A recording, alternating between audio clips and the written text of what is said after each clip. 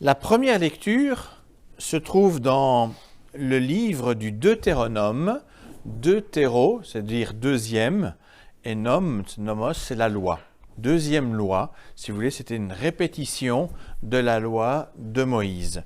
Et en fait, on retrouve la répétition de ce qu'on appelle le décalogue, qu'on connaît sous un autre nom, les 10 commandements. Et je vais lire juste un extrait qui concerne le sabbat.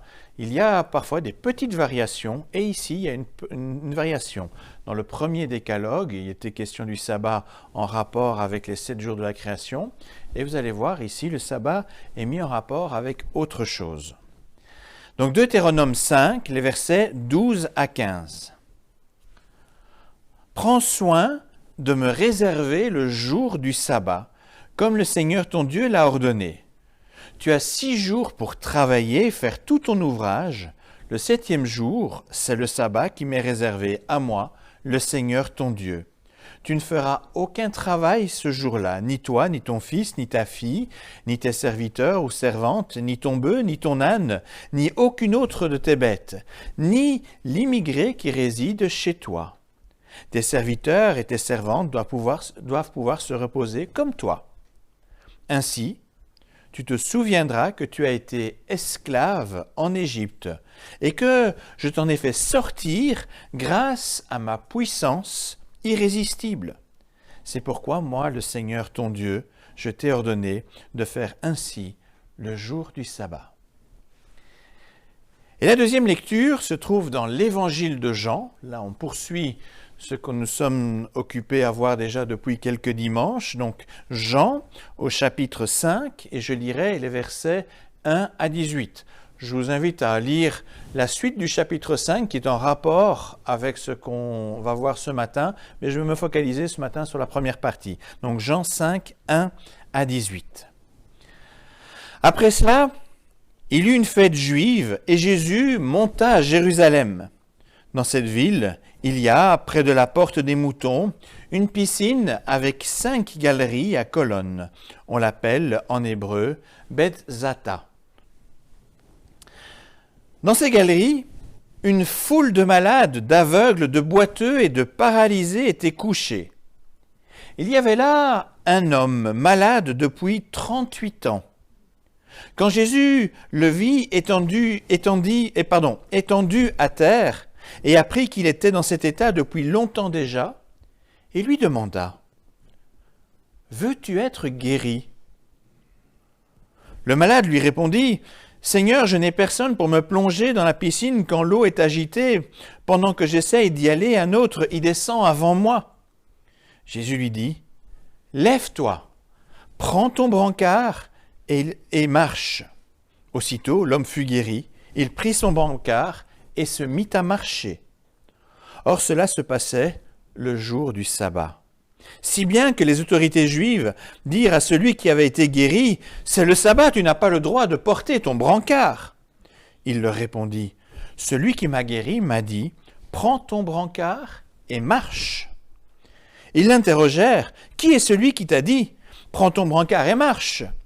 Mais celui qui avait été guéri l'ignorait, car Jésus s'était retiré de la foule qui se trouvait à cet endroit.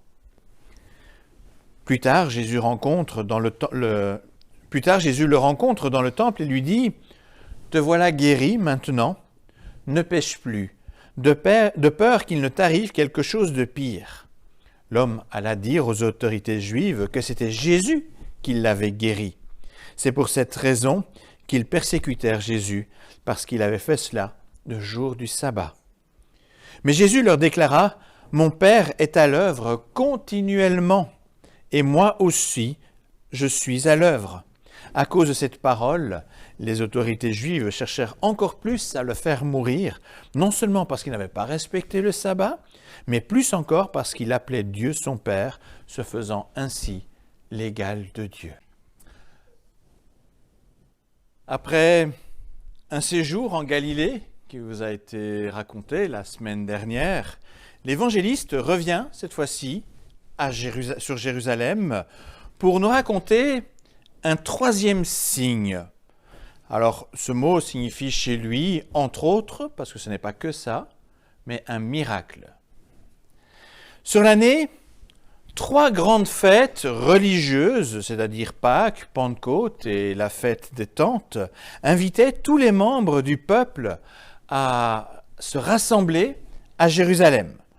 Alors le récit du chapitre 5 ne précise pas laquelle de ces fêtes il s'agit. Et cela n'a pas en fait une réelle importance pour nous ce matin. En revanche, on apprend qu'il s'agit, et ça c'est plus important, c'est aussi une fête, c'est un jour de sabbat. Or, cette indication est très précieuse pour comprendre ce qui se passe dans ce récit.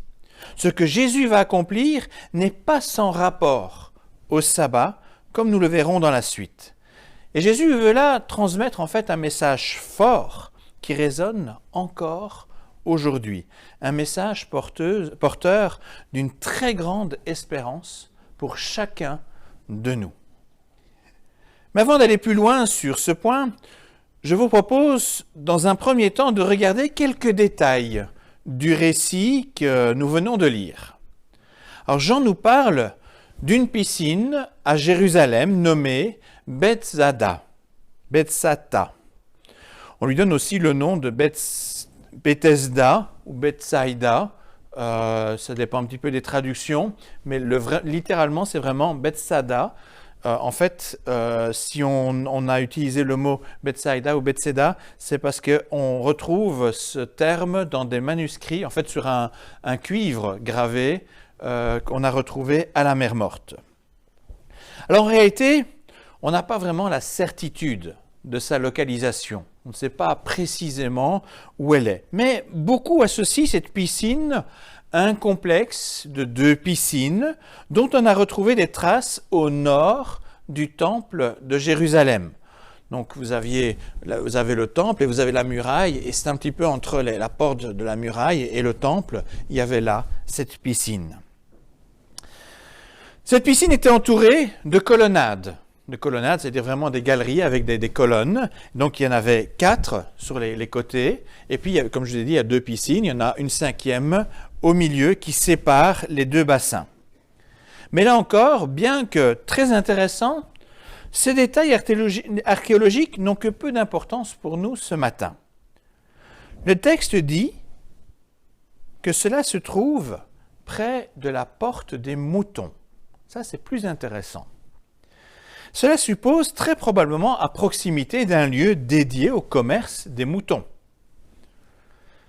Plusieurs sources anciennes, dont l'historien Eusèbe de Césarée, qui a écrit l'histoire il l'a écrit, c'est au IIIe siècle, 2e, 3e siècle.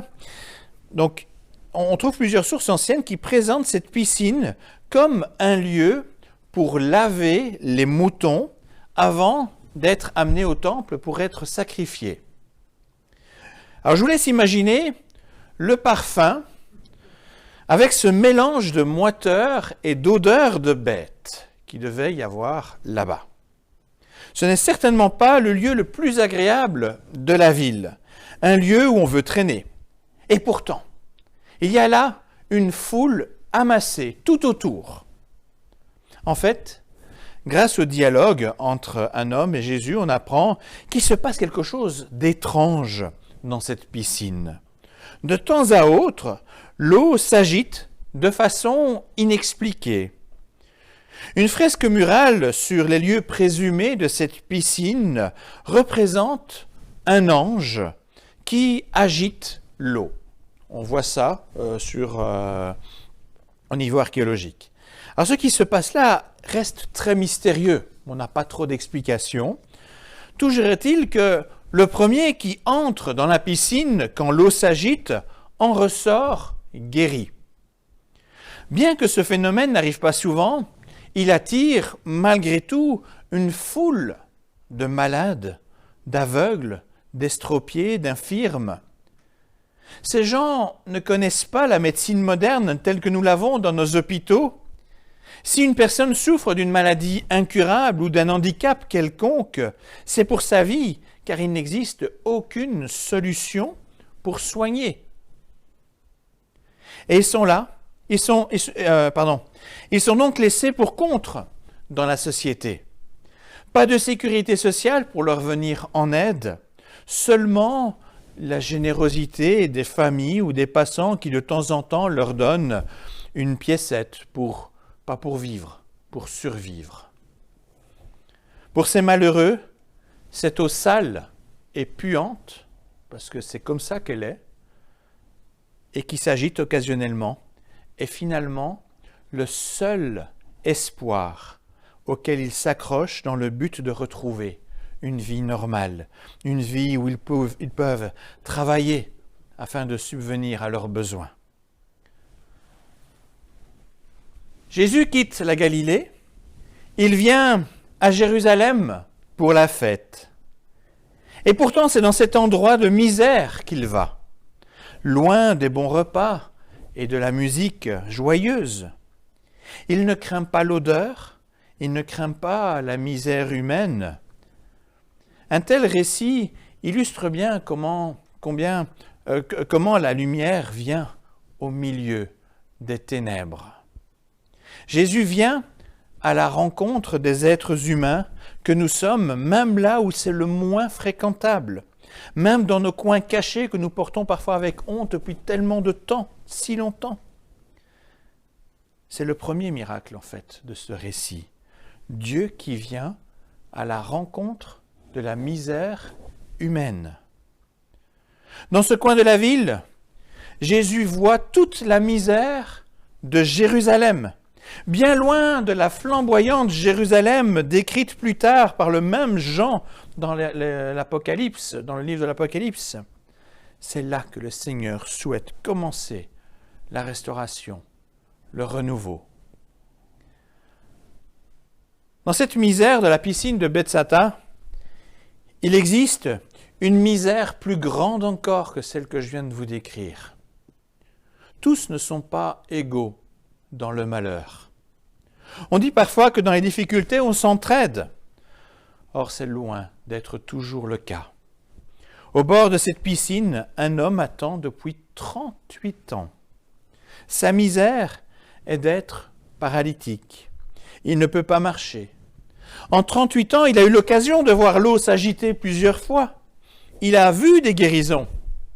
Pourtant, à l'heure de l'espoir, c'est chacun pour soi. Pas de file d'attente pour déterminer l'ordre de passage. Même entre plus faibles, c'est la loi du plus fort qui l'emporte, si bien que lui, il lui est systématiquement impossible d'entrer le premier dans l'eau quand elle s'agite. Pour lui, il n'existe pour ainsi dire plus d'espoir.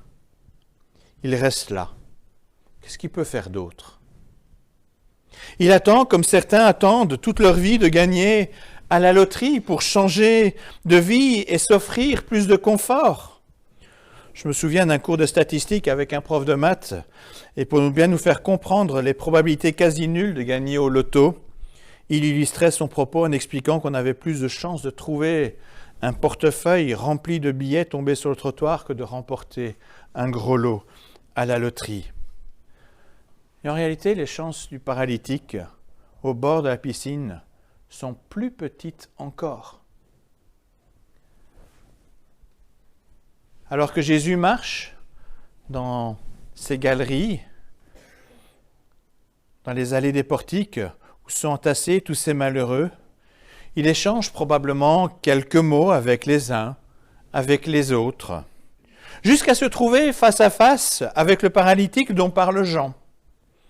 Quelques mots suffisent pour se rendre compte qu'il fait partie des plus malheureux de ce lieu repoussant.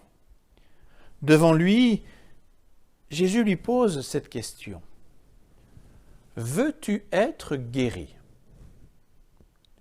Alors après tout ce que je viens de décrire au sujet de cette piscine et des gens qui la fréquentent, la question semble un peu stupide et la réponse évidente. Or, que constatons-nous ? Le paralytique s'embarque dans une longue explication de son état et de tout ce qui est source de désespérance pour lui, tout ce qui entrave le changement. Mais il ne répond pas à la question. Il ne parvient pas à imaginer un autre possible. En fait, la réaction du paralytique se constate très fréquemment encore aujourd'hui.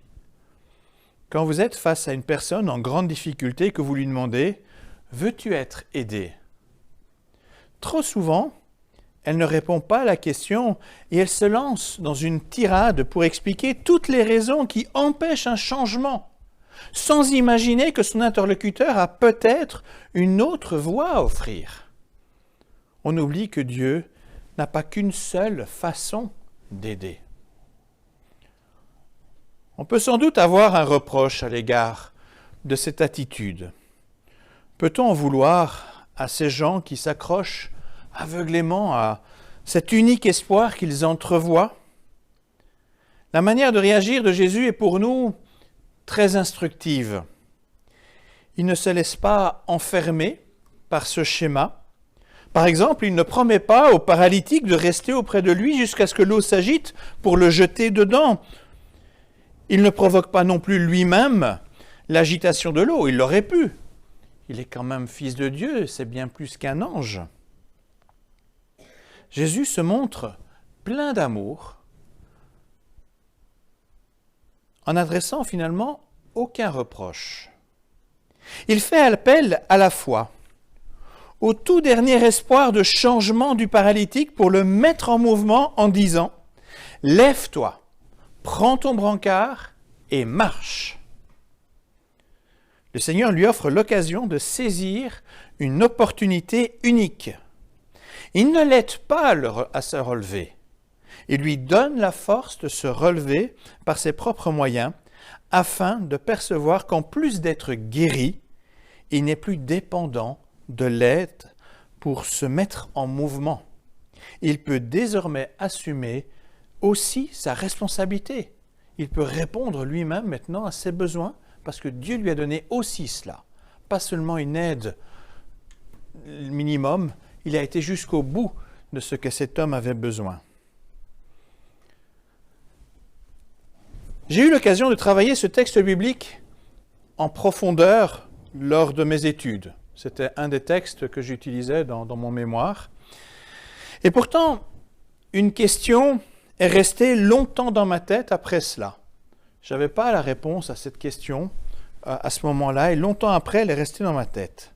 Pourquoi Jésus n'a guéri qu'un seul malade à la piscine de Bethsatha, alors que l'évangéliste Jean dit bien qu'il y a une foule de malades, d'aveugles, de boiteux, de paralysés, d'estropiés, qui sont couchés là dans les galeries.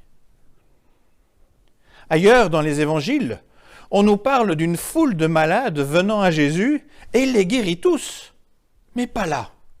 Et je vous avoue que ça me tracassait, je ne comprenais pas. Ce choix surprenant de Jésus nous montre que sa venue répond en fait à un besoin plus grand. Les guérisons des malades et des infirmes ne sont pas l'objectif principal. Elles viennent en illustration d'une mission plus grande, à savoir la restauration des âmes. Jésus est venu guérir les âmes infirmes à cause du péché qui les ronge. La guérison physique sont en quelque sorte une illustration visible d'une réalité spirituelle invisible. Et si vous en voulez la preuve, vous reprenez la dernière partie du passage que nous avons lu, où Jésus s'adresse à l'ancien paralytique en lui disant « Ne pêche plus ». C'est bien là le cœur de son message. Alors dans le cas de ce récit, il me semble qu'il existe également une autre raison particulière en rapport avec le sabbat. Thème brièvement mentionné à la fin de notre lecture, mais qui occupe toute la seconde partie du chapitre 5. Quand on considère les 4 évangiles, à 7 reprises, Jésus accomplit un miracle un jour de sabbat. Ce n'est pas plus que les autres jours, parce qu'au total, il y a environ 49 miracles, donc ça fait plus ou moins un 7e. Donc autant les autres jours que le jour du sabbat. 7 reprises où Jésus accomplit un miracle de sabbat, et à cette occasion, on constate une opposition très virulente des chefs religieux qui lui reprochent de travailler le jour mis à part pour le Seigneur, comme l'a prescrit Moïse. Et à chaque fois, la réponse de Jésus et de montrer que ce qu'il accomplit est justement approprié pour un jour de sabbat. Délivrer un homme ou une femme du joug d'un démon ou de la maladie, n'est-ce pas justement le meilleur moyen pour lui ou pour elle d'être pleinement disponible pour Dieu? Dans l'épisode raconté par Jean, on constate que l'opposition ne s'applique pas en premier lieu à Jésus, mais à l'homme guéri de sa paralysie. Jésus lui a dit « Lève-toi et prends ton brancard et marche ». Et l'homme s'exécute. Mais ce faisant, il enfreint une loi religieuse de son époque. Il porte un objet le jour du sabbat. Quel scandale! Non. Quelle hypocrisie de la part des responsables religieux. Voilà un homme qui a été finalement forcé de faire sabbat depuis 38 ans, sans discontinuer. Et là, pour la première fois, il a l'occasion de bouger, mais on lui dit « Non, tu ne peux pas, reste à ta place ». Devant une telle incohérence de ceux qui sont censés apprendre au peuple l'amour de Dieu, Jésus montre à tous qu'ils sont complètement à côté de la plaque. Ils n'ont rien compris du véritable sens du sabbat. Du temps de Moïse, le peuple d'Israël était lui aussi tout entier dans la misère, forcé de travailler 7 jours sur 7 pour un tyran impitoyable. Or Jésus est venu dans leur misère. Il est venu à leur rencontre dans leur esclavage et il a offert à son peuple une lueur d'espérance en lui offrant un jour de repos sur la semaine. Ce n'est certes pas encore un repos complet, mais c'est déjà un signe d'espoir. Un signe qui pointe vers le projet de Dieu d'offrir le repos éternel.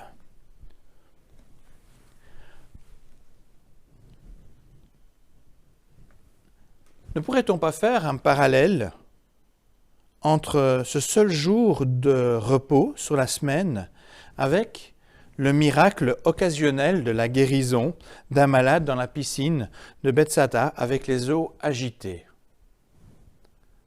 N'est-ce pas là un ancien signe de Dieu pour permettre de garder une faible lueur d'espoir au cœur de la misère de ce peuple? De temps en temps, un malade est guéri par les eaux agitées, comme de temps en temps le peuple reçoit un jour où il est libre par rapport à ce travail qui est maudit. Dès lors, quand Jésus guérit le paralytique, le jour de sabbat, il envoie un signal fort. Votre sabbat s'élargit parce que je viens à vous, comme Dieu est venu à vous, comme quand vous étiez en Égypte. L'heure n'est pas encore venue du repos éternel. Cependant, avec le Christ, Dieu veut élargir la réalité du sabbat. Et il suffit pour ça d'une seule guérison, la guérison d'un seul homme supplémentaire pour montrer que les limites bougent. Il n'en faut pas plus.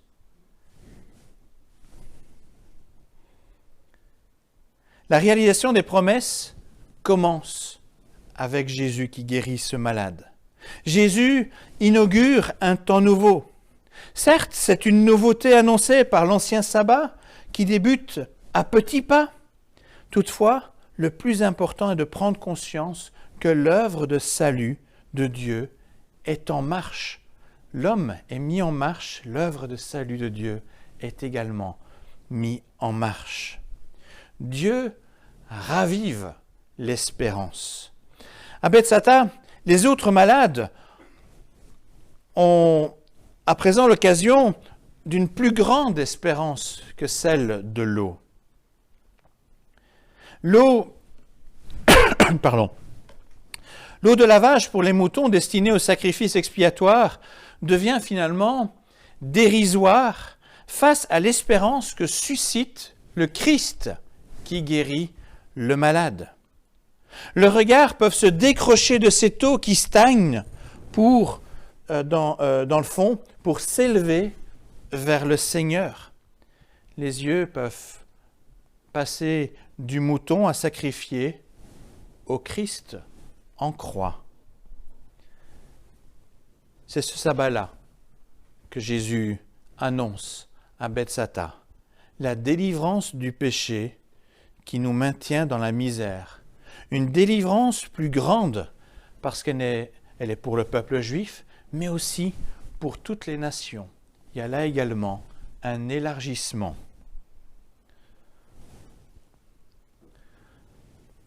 Ce signe de Jésus raconté par Jean est un repère également pour nous. Ce récit est un signe d'un renouveau qui est en marche grâce au Christ. Et c'est ce que je souhaite développer en 2 parties en guise de conclusion. Jésus est venu inaugurer un royaume nouveau, une réalité nouvelle qui laisse de côté ce qui est ancien pour faire jaillir petit à petit tout ce qu'il prépare en notre faveur pour l'éternité. La misère n'a pas disparu de ce monde. Elle nous touche parfois douloureusement, que ce soit la misère économique, la misère relationnelle avec entre autres la solitude, la misère corporelle avec des corps malades, ou encore la misère morale et spirituelle. Nous sommes souvent bien impuissants face à ces misères qui nous frappent. Pour tenir bon, on s'accroche au moindre minuscule espoir en espérant un changement. Tout est bon à prendre, même des belles paroles de charlatans. Aucune misère n'effraie le Christ. Il va partout où le cœur n'est pas à la fête. Aujourd'hui, Jésus vient à notre rencontre par l'action du Saint-Esprit. Il n'agit peut-être pas de la même façon avec tous. Certains sont guéris aujourd'hui, d'autres pas encore. Toutefois, il nous invite tous à regarder à lui pour trouver le véritable repos, le véritable sabbat éternel. L'heure choisie par Dieu n'est pas encore venue.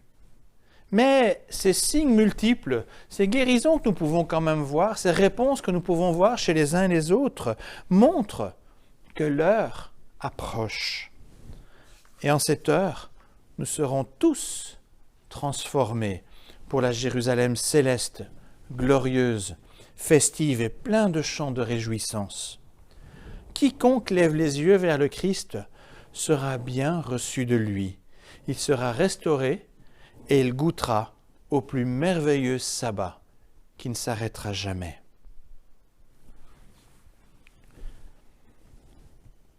Jésus a dit au paralytique, « Lève-toi, prends ton brancard et marche. » Le sabbat de Dieu a commencé. Il y a cependant encore de la route à accomplir. Consacrer un jour à Dieu ne signifie pas d'emblée ne rien faire. Il n'est pas question d'endormir nos consciences face à la misère du monde, et encore moins pour des motifs religieux. Aimer Dieu, c'est aussi aimer notre prochain. Prendre du temps pour Dieu, c'est également prendre du temps pour son prochain. Jésus n'a pas guéri tous les malades de la piscine de Bethsata. Il en reste encore une foule dans la misère.